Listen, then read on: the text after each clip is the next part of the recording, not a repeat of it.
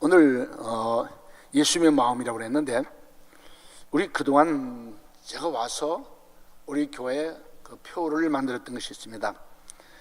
17년에는 다시 복음, 다시 사랑, 그리고 세상이라고 하는 주제를 가지고 1년 동안 걸어갔습니다. 그리고 작년에는 내가 주를 사랑하나이다 라는 마음을 가지고 서로 사랑하면서 나가자고 하는 그런 주제를 가지고 이제 1년 동안 또 걸어왔습니다. 금년에 주제를 만들면서 뭘 할까 하고 고민하다가 우리 교육자들이 또 모여서 예수님 마음을 품자 하는 이런 주제로, 그래서 제가 우리 교육자들한테 전부 설교 한 편을 가져오라고 그랬습니다. 그래서 내가 종합해가지고 첫 주일 설교를 내가 여러분들이 설교해본 그것을 종합해서 내가 설교하겠다. 그래서 설교를 잘 해왔어요. 근데 그걸 종합하려고 그러니까 얼마나 힘든지 종합할 수가 없는 거예요. 차라리 내가 그냥 만들고 말겠다. 그래가지고 이제 거의 여기 99%는 제가 했고요. 우리 교육자들이 보태준 거 조금 아마 한두 절 있을지 모르겠어요. 그렇게 해서 제가 설교를 한번 준비해 봤습니다. 문제는 이렇게 표를 아무리 만들어도 쉽지가 않다 하는 것입니다. 쉽지가 않다. 왜 쉽지 않느냐? 아무리 표를 만들어놔도 그건 표고 나는 나다 하는 그런 식으로 우리가 지금 가지고 걸어오지 않았나 하는 그런 생각이 듭니다. 덴마크의 신학자인 케르고그라고 하는 분이 그의 저서에 이런 이야기를 합니다. 한 왕자가 사냥을 하기 위해서 시골에 들어갔는데 시골 동네를 지나가다가 아주 예쁜 여인을 보게 됩니다. 너무 아름다운 거예요. 너무 청순해 보이는 거예요. 그래서 돌아와가지고는 그만 자꾸 그 여인만 생각나가지고 일을 할 수가 없어요.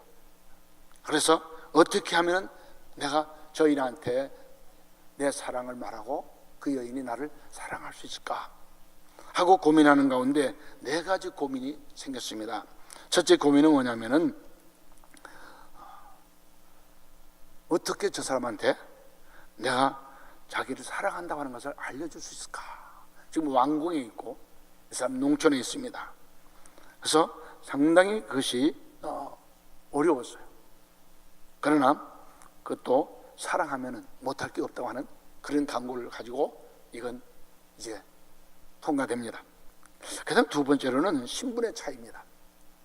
왕자요, 앞으로 왕이 될 사람이요, 자기 왕국에 있는 사람이고, 근데 아주 천한 못 산 동네의 한 여인입니다. 신분의 차이를 어떻게 이것을 채울 수 있을까 하고 고민을 하게 되는 것입니다. 그러나 그것도 사랑한다면 못할 게 없다 하는 그런 각오를 갖습니다. 그리고 또 이제 4번째 문제는 어떻게 그 여인에게 다가갈 수 있을까 하는 것입니다. 그래서 고민 끝에 이 왕자가 자기 집을 왕궁을 나옵니다. 그리고 그 동네에 가서 방을 하나 얻고 그리고 가게를 하나 만듭니다. 그래서 거기 가서 목수를 하면서 동네 사람들과 사귀고 그리고 그 여인과도 만날 수 있는 그런 기회를 갖게 되는 것입니다. 이렇게 해서 참 마침내 이 여인이 그 왕자가 자기를 사랑한다는 것을 알게 되고, 그리고 이제 왕자가 또 사랑을 고백하고 그래서 허락을 하고 그래서 같이 결혼할 수 있는 그런 자리에 가고 그리고 왕후까지 되는 그런 기적적인 역사가 일어나고 있는 것입니다. 오늘 여러분 그 순서지에 보면은 요한복음 3장 16절을 기록했습니다. 하나님 세상을 이처럼 사랑하사 독생자를 주셨으니 이는 그를 믿는 자마다 멸망치 않고 영생을 얻게 하렵니다. 엄청난 사랑 아닙니까? 독생자를 주셨습니다. 하나밖에 없는 아들을 주셨다는 것입니다. 이것은 사랑의 능력 아니고서는 불가능하죠. 사랑하기 때문에 이것이 가능했다고 하는 것을 말씀하고 있고, 이것은 사랑의 지혜, 우리가 하나님께서 우리를 사랑하시기 때문에 어떻게 저들한테, 이 세상 사람들한테 하나님이 사랑한다는 것을 보여줄 수 있을까? 지혜를 말하고 있고, 그리고 계시입니다. 이 사랑은 하나님의 계시를 우리에게 주신 것을 말하고 있는 것입니다. 바로 이것 자체가 사랑이라고 하는 것을 말하고 있는 것입니다. 이것이 바로 하나님이 하신 사랑의 방법이었고, 이것이 바로 사랑의 결과였고, 어떤 분은 이걸 말해서 이게 바로 크리스마스다. 예수님이 이 땅에 오신 것이 바로 그것이 크리스마스라고 하는 것을 말하고 있습니다. 빌립보서 4장 1절에서 4절까지의 말씀 보면 이런 내용이 나옵니다. 우리가 어떻게 살 것이냐는 것이 1절에서 4절까지의 말씀 내용입니다. 2절에 가서는 하나가 되라, 너희가 이 땅에서 하나가 되라 하는 것을 말씀하고 있고요, 3절에 가서는 겸손해라, 겸손해라, 섬겨라 하는 말씀하고 있습니다. 그리고 이제 세 번째 가서는 이제 마지막 절까지 11절까지 말씀 속에서 모델로, 예수님께서 이 땅에 우리의 삶의 모델로 오셨다고 하는 것을 우리에게 보여주고 있는 것입니다. 그래서 빌립보서 1장 마지막 부분 27절 말씀 보면 복음에 합당한 생활을 하라, 복음에 합당한 삶을 살아라 라고 우리들에게 말씀해 주고 있는 것입니다. 왜 그렇습니까? 예수님께서 우리에게 와서 이제 복음을 받는 것, 믿는 것, 이것은 끝이 아니고 이건 시작이라고 하는 것을 우리에게 말씀해 주고 있는 것입니다. 내가 복음 받았니? 그 복음은 이제 시작인 것이다 라는 것을 말하고 있습니다. 출애굽 행복의 시작이 아닙니다.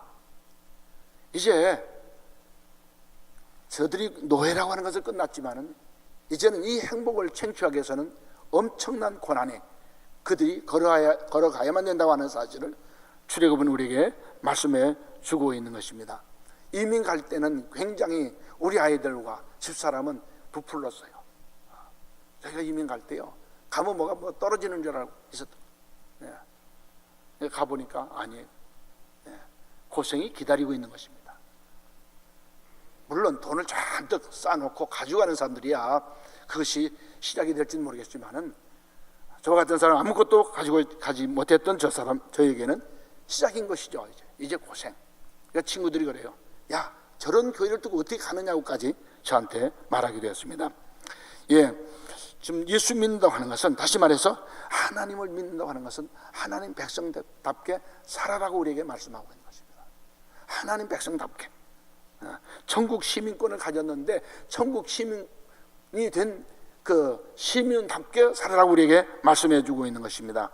그렇게 하면서 복음에 합당한 삶을 살아라 라고 저와 여러분한테 강조해 주고 있는 것입니다. 그래서 합당한 삶을 살기 위해서 어떻게 해야 되느냐, 합당한 삶을 살기 위해서 복음에 합당하게 사는 삶이 뭐냐, 그것은 바로 예수님의 마음을 품는 것이라고 하는 것을 우리에게 말씀해 주고 있습니다. 첫째로 자기를 비우는 것이라 그랬습니다. 자기를 비우는 것이다 라고 성경은 우리에게 말씀해 주고 있습니다. 여기 비운다고 하는 것은 내 속에 있는 걸 다 버리는 것입니다. 내놓는 것입니다. 그것을 말하고 있습니다. 그리고 그것도 자발적으로 나 자신을 내놓는 것을 말하고 있습니다. 사랑이 쉬운 건 아니죠. 엄청나게 설레고 좋은 것이지만은, 그러나 그 사랑을 영해 가려면 쉬운 것이 아닌 것입니다. 그만한 희생이 따라야 되고 헌신이 따라야 되는 것입니다. 그래서 사랑하려면은 비우지 않고서는 사랑이 되질 않습니다. 내가 안 비우고서 어떻게 사랑을 할 수가 있겠습니까? 주님은 스스로 저와 여러분들을 사랑하셨기 때문에 스스로 비울 수가 있었어요. 아니, 비우셨어요. 그래서 이 신비로운 역사가 바로 사랑이라는 것을 우리에게 말씀하고 있습니다.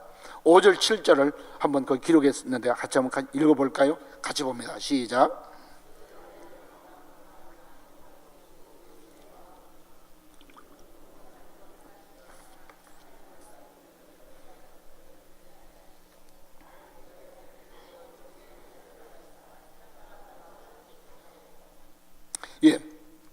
여기 하나님과 동등되다고 그랬어요.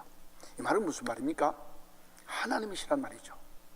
그러면 그 하나님 무엇을 하셨습니까? 어떤 분이었습니까? 천지를 창조하신 분, 그리고 섭리하고 계시는 분, 다스리고 계시는 분, 그리고 더 나아가서 그 하나님은, 예수님은 영광을 받으시는 분이었다는 것을 성경은 말씀하고 있는 것입니다. 그런데 이 영광을 받으실 그 자리를 비우셨다는 거예요. 내놓으셨다는 것을 말하고 있는 것입니다. 어떤 학자는 또 이건 양보했다고 그러는데, 글쎄요, 양보도 되겠죠. 하여튼 낮은 자리에, 가장 낮은 자리에 내려오셨다는 것을 우리에게 말하고 있는 것입니다. 사도 바울 선생님은 이 말씀을 주면서 저와 여러분들에게 낮은 자리로 내려오라고 강조하고 있는 것입니다. 예수님처럼 낮은 자리로 내려오라. 근데 세상은 안 그렇잖아요. 세상은 낮은 자리로 내려오라고 해도 안 그러죠. 오히려 높은 자리로 올라가려고, 더 높은 자리를 쟁취하려고 힘쓰고 애쓰고 노력하는, 그런 감투를 쓰려고 노력하는 세상이 바로 세상 사람들이 아니겠습니까?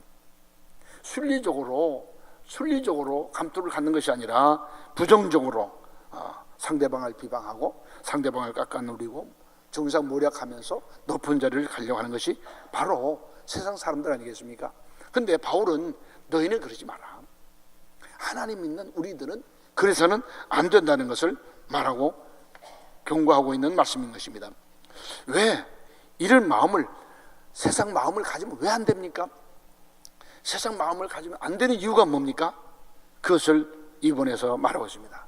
둘째 번에는 바로 그것은 사단의 마음이기 때문에, 이런 높아지려고 하는 마음은 사탄의 마음이기 때문에 그래서는 안 된다는 것을 말하고 있는 것입니다. 사탄은 무엇입니까? 하나님 자리까지 탐내는 사람, 탐낸 존재였습니다. 하나님 자리까지. 그럼 저와 여러분 안 그럴까요? 이 세상에서 우리가 높아지려고 하고 교만해지려고 그러면 하나님 자리까지도 탐내는 사람들입니다. 유대인들이 예수님을 죽였잖아요. 왜요? 자기들의 인기는 없어지고 예수님 인기가 자꾸 올라가니까 예수님을 죽인 거예요. 그 인기가 자기들한테 거슬린 것입니다. 유다서 6절을 한번 띄워주시기 바랍니다. 거기 있죠? 같이 한번 보십시다. 같이 보겠습니다. 시작. 또 자기 지위를 지키지 아니하시고 자기 초소를 떠난 천사들을 큰 날의 심판까지 영원히 결박으로 흑암에 가두었으며, 여기 자기 지위를 지키지 않았다. 자기 지위가 뭡니까? 사실 높은 지위 있었어요. 근데 더 높아지려고 하는 그런 모습입니다. 자기 활동에, 자기 직무에 마땅한 그런 자리에 있는 것이 아니고 지가 가지고 있는 것보다 더 올라가려고 지금 있는 그 자리를 지금 버린 것을 말하고 있는 것입니다. 초세라고 그랬습니다. 여기 장소 혹은 거주인데 천사들이 본래 있었던 그 장소, 그 자리를 떠났다는 것을 말하고 있습니다. 지키지 아니하고 떠났다고 그랬어요. 이것은 하나님을 떠난 것입니다. 하나님을 저버린 것입니다. 아니, 더 나아가서 하나님을 대적하는 그런 모습을 가지고 있다고 하는 것을 여기 말하고 있습니다. 그래서 하나님과의 완전히 갈라진 모습. 여러분, 우리가 이런 마음을 가지면은 하나님과는 갈라진 것입니다. 내가 아무리 주여 주여 하고 아무리 예수님 말한다고 하지만은 그것은 겉뿐이고 진짜 속은 하나님과의 관계 없는 사람이 되는 것입니다. 참 이런 사람들이 우리 주변에 많이 있죠. 높아지려고 하는 사람. 그래서 야고보서 4장 6절이 이렇게 말하고 있어요. 같이 또 한번 다시 볼까요? 같이 봅니다. 시작. 그러나 더욱 큰 은혜를 주시나니 그러므로 일렀을 때 하나님이 교만한 자를 물리치시고 겸손한 자에게 은혜를 주신다 하였느니라. 여기 교만한 자가 어떤 자입니까? 눈을 부릅뜨고 더 높은 자리에 올라가려고 하고 다른 사람은 무시하고 깔보고 하는 그런 자를 여기 말하고 있습니다. 자기 자신이 더 우월하다고 하는 것을 드러내려고 하는 그런 모습을 가지고 있는 자를 말하고 있는 것이죠. 그런데 하나님께서 어떻게 하십니까? 이런 자를 물리친다고 하는 것은 하나님이 정돈하겠다 그럽니다. 우리 안에 그런 자가 있으면 하나님께서 그런 자를 정돈하시겠다 하고 이 말씀은 하나님이 그를 미워하겠다, 적대하겠다. 더 나아가서 하나님께서는 그를 버리겠다. 하나님이 그를 버리신다는 것을 말하고 있는 것입니다. 자, 그리고 이 높아지려고 하는 마음은 어떤 마음이냐? 타락한 성도들의, 신자들의 마음이라는 것을 말하고 있는 것입니다. 타락한. 우리 예수님께서 제자들을 책망하죠. 어떻게 해요? 그들이 높아지려고 하기 때문에. 자, 마태복음 23장 3절을 같이 보십시다. 시작.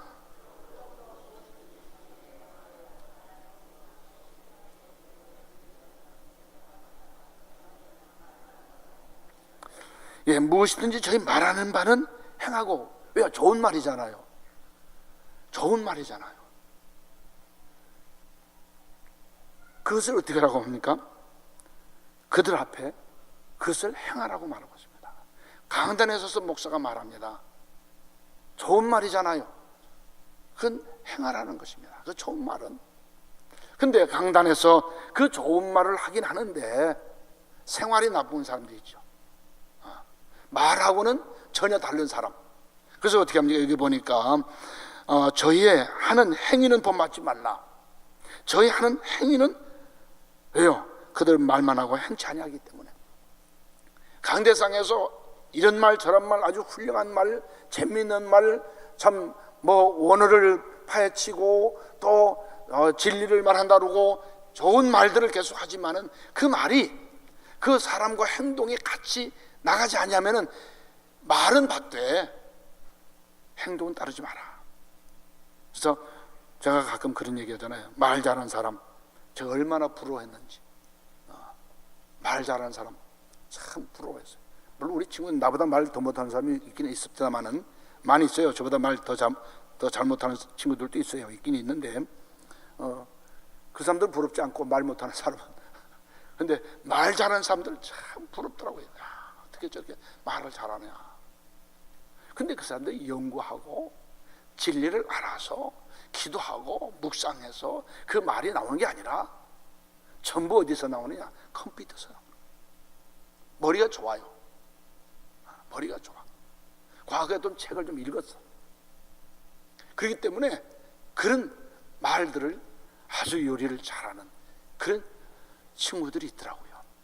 여러분, 절대로 말에 속지 않기를 바랍니다. 우린 그렇게 속았는데도 불구하고 우리는 계속 말에는 약하더라고요. 속지 않기를 간절히 부탁을 드립니다. 우리 예수님께서 이런 마음을 가지고 있는 자, 다시 말해서 바리새인과 같은 그런 마음을 가지고 있는 자를 향해서 화했을진저, 화를 말씀하고 있는 것입니다. 왜 높은 자리가 안 좋으냐? 왜 그런 데로 우리가 가지 말아야 되느냐? 거긴 다툼이 있기 때문에 그런 것입니다. 다툼이 있기 때문에. 자, 누가복음 22장 24절 같이 한번 보십시다. 시작. 예, 지금 다툼이 벌어졌어요. 왜요? 누가 높으냐? 누가 높으냐? 누가 예수님을 가까이 하고 있느냐? 지금 예루살렘에 올라가면은 예수님께서 왕이 될 텐데 누가 좌의정이 되고 우의정이 되느냐 하는 이런 다툼이 지금 벌어지고 있는 것입니다. 그래서 반드시 이 높아지려고 하는 여기는 경쟁력이 생기고 경쟁력이 생기면 바로 거긴 다툼이 있다고 하는 것을 우리에게 말씀해 주고 있습니다. 만일 서로 물고 먹으면 피차 멸망할까 조심하라. 우리가 이런 어려움이 있다는 것을 말하고 있습니다. 그 다음에 큰 두 번째로는 사람과 같이 되셨다. 예수님께서 사람과 같이 되셨다고 하는 것을 말하고 있습니다. 다시 말해서 이 땅에 예수님은 섬기러 오셨다는 것을 말하고 있습니다. 사람과 겸손한 사람이 되었다는 것을 말하는데 이런 글이 있죠. 거기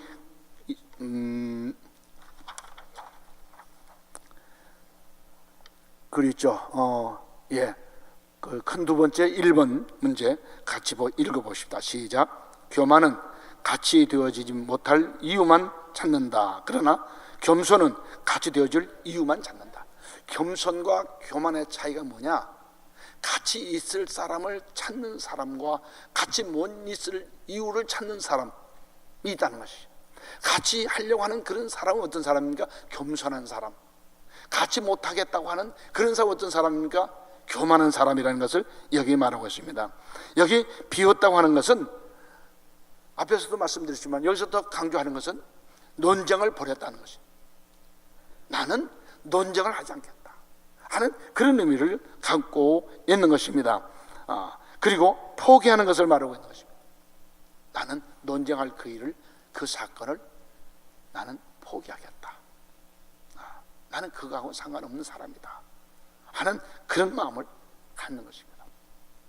오늘 낮에 설교했던 박 목사님 오진해가지고 종양이 머리에 생겼다고 그래가지고 낙심했다고 그래요.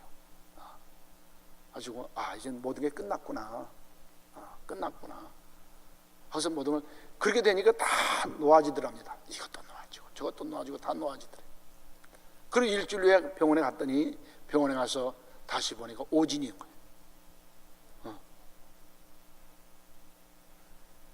그 오진, 내가 그랬어요. 그 오진 참 잘 나온 거다. 그 사람 만든 거네. 보니까 원래 성품이 좋은 사람이더라고요. 그럼에도 불구하고 아무리 사람이 성품이 좋아도요, 이게 뭐가 나오는 게 있거든요. 전 목사 성품 따지면 괜찮은 사람이죠. 근데 전 목사도 건들면은 성질이 나와요. 왜요? 아직 살아있으니까. 여기 비웠다고 하는 것은 논쟁거리도 버리게 되고, 그리고 영광도 포기하게 되고, 이런 모든 것을 말하고 있습니다. 섬긴다는 것은 희생을 의미하는 것입니다. 큰 대형 교회에서 예배 잘 마치 은혜 받고 나오다가 그만 파킹장에서 싸움이 벌어지는 거예요. 그래서 그걸 보고서 이렇게 썼습니다. 하나님 나라는 예배당이 아닌 주차장입니다.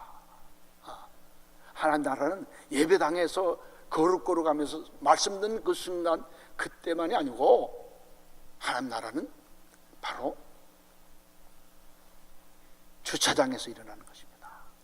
예, 그렇습니다. 양보는 가장 작은 희생이라고 그랬습니다. 그러나 이것은 또 동일시하는, 그 양보는 저 사람과 내가 동일시하는 그런 사람이라는 것을 말씀하고 있는 것입니다. 여기 형체라고 그랬습니다.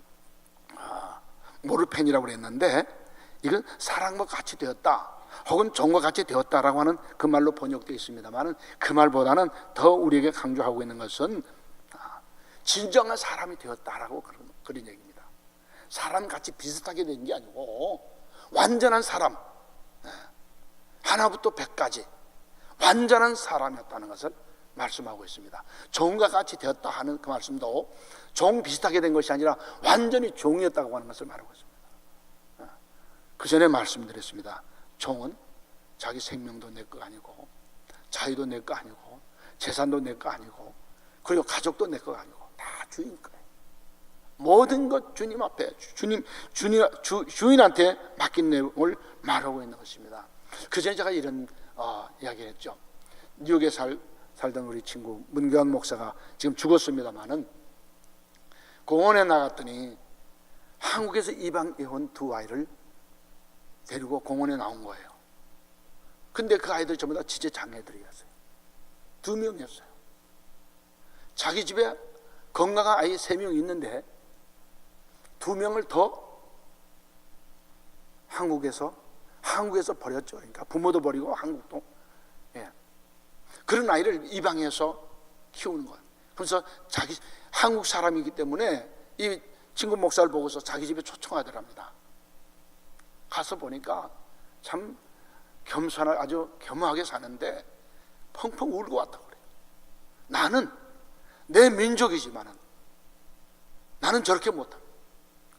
나는 저런 아이들을 내가 데려다가 키울 수가 없다. 나는 목사임에도 불구하고. 근데 저 사람 목사가 아닌데도 불구하고, 자기 아이들이 있는데도 불구하고 이렇게 한국에서 데려다가 친자식처럼 키우는 그를 보면서 펑펑 울고 왔다 그러더라고요.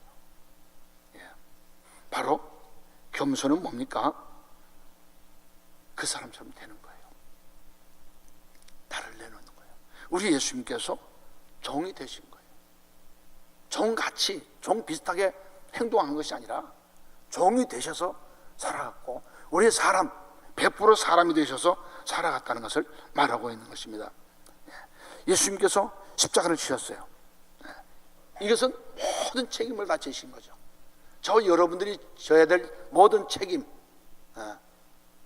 죄의 모든 책임, 이걸 우리 예수님께서 짊어지시고 죽으셨다는 것을 말하고 있습니다. 그러면서 동시에 종이 되신 거, 그리고 동시에 우리 죄를 속해주신 그런 주님이었다는 것을 우리에게 말하고 있는 것입니다. 앞에서 말했습니다. 종이란 본래 섬기는 것이 목적이죠. 종이라는 것은 섬겨도 그냥 보통 섬기는 게 아니라 철저하게 섬기는 것을 말하고 있고요. 주인의 말에 100% 순종하는 것을 말하고 있습니다. 근데 왜 예수님께서 이런 본을 보여주실까요? 예수님께서 이런 본을 보여주신 이유가 뭘까요? 오늘 성경은 우리에게 말합니다. 너희도 그와 같이 하기를 원한다. 주님 삶을 살아가시면서 저와 여러분들에게 그런 본을 보여주신 것입니다. 내가 완전한 사람으로서, 내가 완전하게 종이 되어서 내가 이 땅에서 너희를 완전하게 섬겼다. 아니, 내가 너희를 위해서 죽었다 라고 하는 말씀을 하고 있는 것입니다. 그렇기 때문에 그 예수님은 저와 여러분들에게 예수님 마음을 품으라고 말씀하고 있는 것입니다. 어떤 책을 보니까 그런 얘기였습니다. 오늘날 예수 그리스도의 종이 참 드뭅니다. 예수 그리스도의 종이 드물다는 거예요. 그런데 노예는 많습니다. 무슨 의미일까요? 예수 그리스도의 종, 주를 위해서 살고 죽는 그런 사람은 드물고, 노예, 돈의 노예, 권력의 노예, 이런 노예들은 세상에 많다는 거예요. 저와 여러분들은 그런 세상에 가지 않기를 주의 이름으로 간절히 부탁을 드립니다. 조금 그 예수님의 이름을 높였다고 그러는데요, 이것 보니까 그 예수님을 높였다고 하는 그 예를 들었던 것을 좀 참고해 보면은, 그 음악의 대가들이 그런 음악을 내놓을 수 있었던 것은 예수를 만났기 때문에, 그래서 그 예수님을 알기 때문에, 그 예수님께서 자기에게 사랑을 주셨기 때문에, 미술의 대가들이 그런 그림을 그릴 수 있었던 것은 예수를 만났기 때문에, 순교한 자들이 순교할 수 있었던 것은 예수님을 알기 때문에, 예수님의 사랑이 크고 예수님 은혜가 넘치고 예수님께서 함께 하셔 주신 것이 어떤 것보다도 귀하기 때문에 그렇게 살았다고 하는 것을 말하고 있습니다. 영접하는 자, 다시 말해서 무엇을 영접합니까? 예수님의 사랑을 영접하는 사람, 예수님의 계시를 영접하는 사람, 예수의 말씀을 영접하는 사람, 예수님께서 이 땅에 제자를 통해서 남겨놓으신 찬송을 내 가슴 속에 가지고 사는 사람. 지난주 교회 오면서 찬송을 들었어요. 근데 그 찬송 속에 이런 얘기 나오더라고요. 음악은 이렇게 악보에다 적어놓은 건 음악이 아닙니다. 음악은 우리가 불러야 음악입니다. 노래입니다. 찬송, 여기 지금 기록되어 있습니다만 이거 이렇게 놔두면 이건 찬송이 아닙니다. 그런 얘기죠. 우리가 찬송 이거 들고 다니면서, 성경 우리가 들고 다니지만은, 찬송 66권 우리가 성경 들고 다니지만, 이 읽어서 내게 살이 되고 뼈가 되지 않으면 이 성경이 아니죠. 그렇지 않습니까? 내게 아무 상관이 없는 건데, 찬송도 마찬가지라는 것을 말하고 있는 것입니다. 예화를 하나 들고 마치겠습니다. 제임스 홀이라고 하는 캐나다에서 온 사람이었고, 그 다음에 로제타라고 하는 미국에서 온 처녀 총각 선교사였습니다. 이 사람들이 한국 조선 땅에 와서 선교하다가 만나서 결혼을 합니다. 1894년, 굉장히 오래된 얘기죠. 천일 전쟁이 있었을 때 외국 사람들이 전부 다 평양을 버리고 이제 서울로 다들 내려갑니다. 이제 이 로제타 선교사의 부인과 그리고 아이를 데리고 서울로 가고, 자기는 평양에 남아서 환자들을 치료하는 그런 일을 하게 됩니다. 근데 거기서 이제 병을 얻죠. 말라리아와 장티푸스를 걸려가지고 거기서 죽게 됩니다. 이때 어린 아들 하나하고 지금 임신 중에 있는 임신 7개월 된 아이가 태중에 있는데 이것을 두고 죽은 것입니다.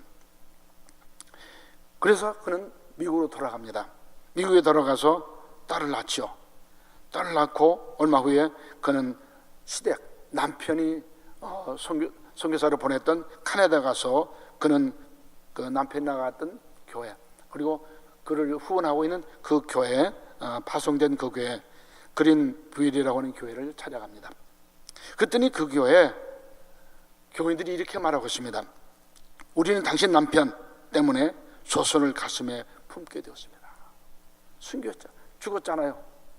병으로. 그러니까 그 소식이 간 거예요. 우리는 당신 남편 때문에 우리는 조선이라는 나라를 알게 됐습니다. 그래서 우리는 가슴에 품고 기도합니다. 우리는 당신, 지금 그 부인이죠, 당신 사역과 함께 당신 자녀들의 미래를 책임지고 후원하겠습니다. 그래서 그가 3년 만에 다시 조선 땅으로 돌아옵니다. 그리고 얼마 안 있어서 그 딸이 또 병에 걸려서 이질로 그가 세상을 떠나게 됩니다. 아들과 함께 조선 땅에 남아 있으면서 그는 선교를 열심히 하며 평양에다가 기혼홀 병원이라고 하는 병원을 세우고, 노아학교를 세우고, 아동병원을 세우고, 동대문, 그 전에 이대병원이었죠, 그게 부속병원, 동대문 병원을 세우고, 인천의 기독병원을 세우고, 인천의 간호사대학을 세우기도 했습니다. 이분이 평생토록 선교하다가 84세 그는 하늘나라를 갔고, 지금 우리 양화교회에 있는 우리 선교사님 무덤에 부부가 같이 한 무덤에 들어가 있습니다. 그분은 미국에서 뛰어난 여성 200명 중에서 한 명의 사람으로 인정받게 되었습니다. 그는 이렇게 이야기했습니다. 내가 너에게 행한 것 같이 너희도 행하게 하려 하여 본을 보였노라. 예수님 말씀을, 그는 요한복음 13장 15절에 있는 말씀을 그는 가슴에 품고 평생 예수님이 본을 보연 그 본을 가지고 자기가 평생 살았다고 그는 말하고 있습니다. 여러분, 오늘날 한국교회가 여기까지 오게 된 것, 바로 이런 분들의 하나님의 미리 있었기 때문에 그렇습니다. 오늘 저와 여러분들이 이 땅에서 하나님 믿고 참 이렇게 평화롭게 살 수 있었던 것은 바로 이런 분들의 복음을 우리에게 전해줬고, 이런 분들의 희생적인 삶을 살았기 때문에 이런 놀라운 축복을 저와 여러분들이 받고 있는 것입니다. 이제 저와 여러분들이 이 복을 우리 후손들에게 나눠줘야 되겠죠. 우리 대해서 끊어주면 안 되겠죠. 그것은 저와 여러분의 책임입니다. 우리 백 목사님한테 제가 안수받고 오니까 저 불쌍한 사람 또 하나 왔다고, 생겼다고 그때 그렇게 말씀하셨을 때 저는 그 말들은 그렇게 좋게 들리질 않았어요. 이제 안수받고 이제 앞으로 복음을 위해서 살려고 지금 생명을 내되려고 그러는데 저 불쌍한 사람 하나 있다고. 근데 그 말씀이 새로워집니다.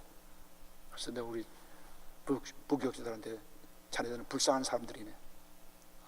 근데 불쌍한 사람 되지 않는 방법 한 가지, 불쌍한 사람 되지 않는 방법 한 가지, 무릎 꿇는 것이지. 자네들이 정말 무릎을 꿇으면은 자네들은 불쌍한 사람이 아니라 자네들을 그리워하는 사람들이 많이 생길 것이죠. 그렇습니다. 오늘 저와 여러분들이 불쌍한 사람 안 되기를 바랍니다. 우리 자녀들한테 자랑스러운 저와 여러분들 되었으면 좋겠습니다.